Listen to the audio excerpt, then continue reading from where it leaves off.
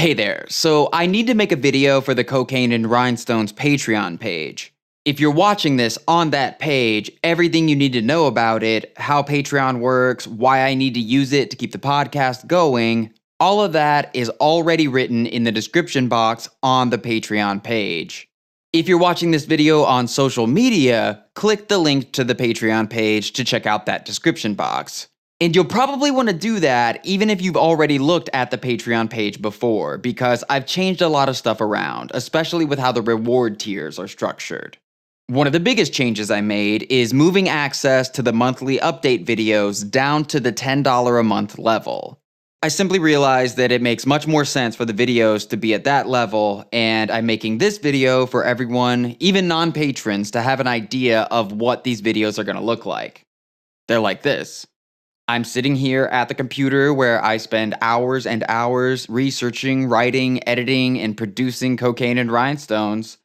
I don't record the main body of my episodes here, but this is where I record the liner notes portion of the show, sitting in this chair, in this room, with this microphone.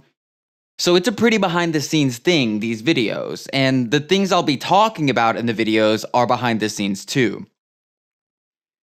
It's not some lame YouTube celebrity thing where you pay money to watch me ramble about nothing. You're a patron of the podcast. That means you're helping me make the podcast.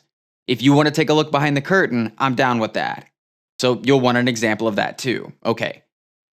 One of the big questions everyone wants to know right now is what's coming in Season 2 of Cocaine and Rhinestones.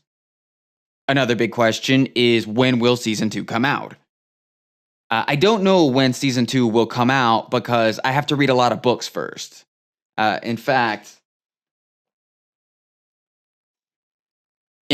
here's one stack of just some of the books that I'm going to have to read for Season 2. I'm going to put this down.